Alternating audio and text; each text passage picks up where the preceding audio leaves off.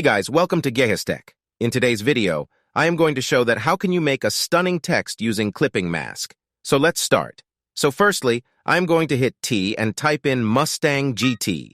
Make sure you have the same font. After this, take the selection tool and select any area of the background. I am going to hide the background layer. Make sure you have converted the background layer into layer 1.